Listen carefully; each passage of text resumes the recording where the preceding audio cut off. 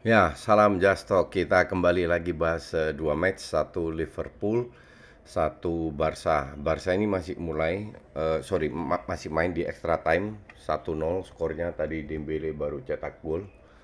Em, Dua match yang super bapuk, oke? Gue tadi ya Liverpool kalah, gue tadi dengar komentatornya bilang ini setelah 1369 hari Liverpool baru kalah lagi di kandang. Apakah Anfield sudah nggak sangar lagi, nggak angker lagi, atau memang ini kebetulan? Ya kita lihat, time will tell. Kalau gue selalu bilang waktu yang berbicara. Gue tidak menilai bahwa Liverpool akan sering kalah di kandang, tidak, sama sekali tidak. Tapi yang jelas Liverpool lagi ancur-ancuran, sudah beberapa match lawan tim kayak WBA, Newcastle atau apa seri, dan sekarang lawan Burnley di kandang kalah. Burnley itu sebelum match ini dimulai itu ranking 17, oke? Jadi jangan merasa bahwa Burnley itu hebat apa giant player, enggak. Burnley sekarang ini bapuk, beda dengan Burnley yang 2 tahun yang lalu, bahkan tahun lalu.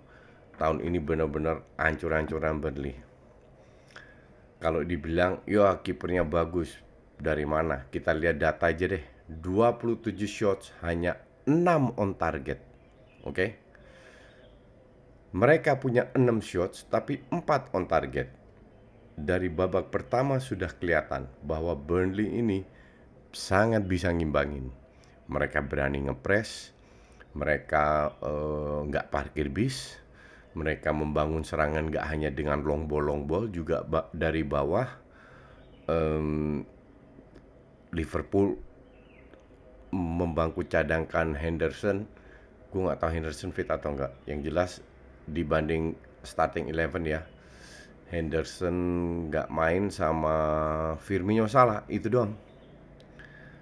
Tapi penggantinya itu ya, sorry itu saya Shaqiri, Origi sama Oxlade nggak layak main di Liverpool ya.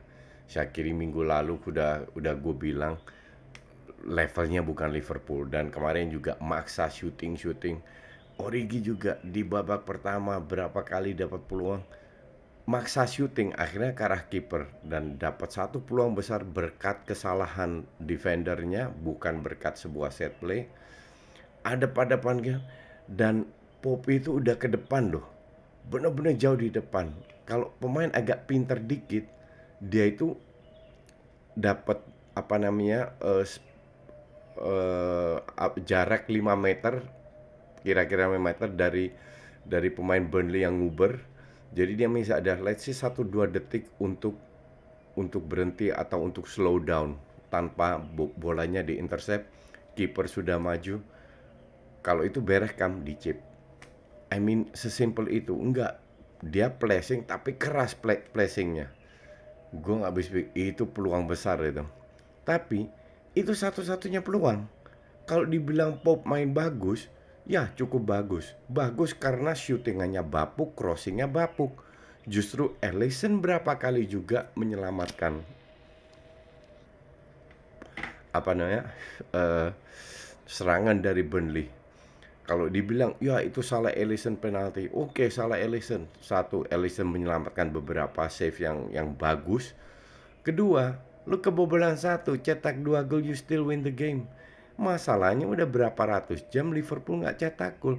Nggak usah menang kalah, cetak gol aja nggak. Gimana lu mau ngapain lagi? Kalau gue bilang yang salah siapa? Bahwa performa ini drop. Satu, manajemennya kena karma. 3 tahun nyaris nggak beli pemain yang mahal atau berarti. Artinya kedalaman squadnya jelek banget. Sudah berkali-kali gue bilang. Baru musim ini beli Thiago dan Jota yang cukup mahal, dan akhirnya mereka bisa punya kontribusi langsung. But that's not enough. Lu lihat kedalaman squadnya City waktu lawan MU kalau nggak salah 9 pemain sakit, tetap tim yang bagus turun, atau lawan siapa lah lupa gue, tetap tim terbaik yang turun. MU kedalaman squad lumayan bagus, nggak jelek-jelek amat. Greenwood aja sering dicadangin, Mata, Greenwood, Matic sering dicadangin. Lihat Chelsea juga bagus kedalaman squad.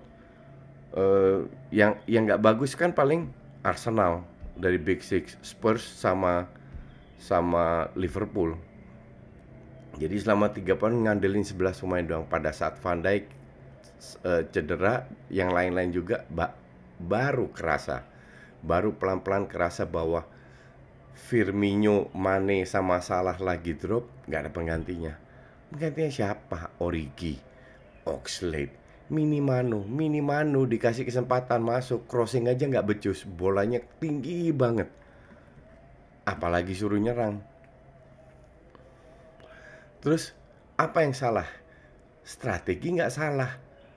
Kalau gue bilang ya, cuman eksekusinya itu nyari semua. Kalau dulu bener semua, sekarang nyari semua. Timingnya berapa kali juga salah, yang harusnya dia passing nggak passing. Alexander Arnold hancur-hancuran. Robertson masih drop di bawah itunya. Wijnaldum itu pemain pekerja, server, ngerti nggak bisa juga salahin dia. Thiago so-so. Belakangnya bisa bilang solid. Makanya mereka nggak cetak gol tapi masih nahan nol dengan kipernya Alisson bisa dibilang cukup solid. Tadi itu kan salah satu kesalahan sedikit yang dilakukan oleh Liverpool. But it happens, maka dari itu nggak fair kalau disalahkan Alisson. Yang harus disalahkan ya, kalau gue bilang sih pemain depan, kenapa nggak cetak gol. Dan pada saat gue tweet tadi, pada saat menit 60-70 mereka gitu-gitu aja mainnya, moral pemain Burnley ini meningkat dan terbukti lahirlah itu gol. Karena tambah lama lawan gak bisa ngapa-ngapain, mereka mendapatkan secara psikologis merasa, gue bisa ngelawan nih, ngerti nggak? Gue bisa ngelawan dan mereka tunjukkan itu juga. Tapi ya serangannya gitu-gitu aja, mau gimana lagi?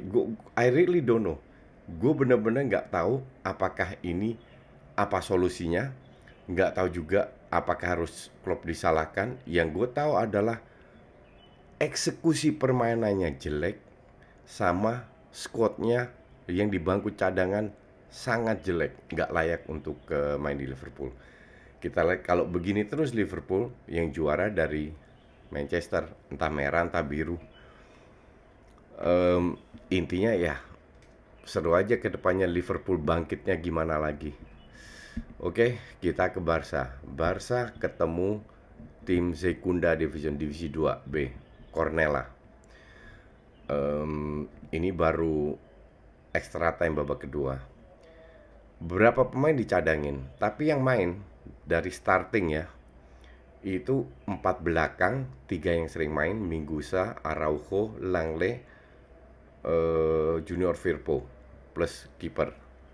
Di tengah, Riqui Puig, idola para netizen, Pjanic, sama anak muda siapa, Ilax atau siapa namanya nggak ngerti lah. Di kiri, Griezmann, kanan Trincao, depan Braithwaite. Pemain kayak gitu kan harusnya lu telan mentah-mentah. Nah, forget it. Nggak sampai diobok-obok sih, tapi imbang. Sama-sama dapat peluang cukup lumayan lah, nggak bagus-bagus amat. Tapi ini lawan Segunda Division, kan termasuk ancur-ancuran mainnya. Riqui Puig, idola semua orang gitu, yang gue bilang katro. Dribblingnya bukan kayak Wijnaldum, nggak dijaga, lewatin ruang yang didapatkan. Enggak, dribblingnya dari kiri ke kanan. Kebanyakan dribbling di tengah itu udah salah, karena lu menghambat serangan. Kedua yang salah, kalau kehilangan bola ke counter. Nah, ini pemain nggak belajar. Kalau dia berbakat, oke, gue masih bisa terima. Nggak pernah ngeliat Frenkie de Jong main. Frenkie de Jong itu timing yang membuat dia hebat. Frenkie de Jong tahu kapan dia harus dribbling, kapan dia harus taruh badan, kapan dia harus passing. Itu sangat pintar. Sementara Riqui Puig itu udah 21 tahun loh. Bahkan 22 kalau nggak salah. Sementara Pedri 17 tahun jauh lebih pintar mainnya. Akhirnya di babak kedua masuk semua. Busquets masuk, Pedri masuk, Dembele masuk. Siapa lagi tuh? Semua semua masuk lah yang penting-penting. Yang tim intinya kecuali Messi sama Frankie De Jong yang nggak main. Masih keteteran. Yang bikin gue kesel lagi, butuh 2 penalti untuk bisa unggul. Dua-dua nggak masuk. Satu Dembele, satu Pjanic. Dembele nggak masuk, akhirnya dia balas dengan golnya di extra time pertama. Sekarang masuk extra time kedua. Dan sebenarnya mau menang pun ini parah banget mainnya, asli. Karena ya untuk gue sih kelihatan bahwa Barcelona memang warisannya si manajemen lama mah katroknya minta ampun, butuh pemain banyak kalau mau ke level yang zamannya Pep dulu. Pemain-pemain muda ini belum terbukti. Sekali-sekali dikasih kesempatan sih fine-fine aja, tapi pemain kayak Araujo, Minggusa itu kan nggak bisa perform tiap hari. Bahkan Minggusa itu jarang main bagus.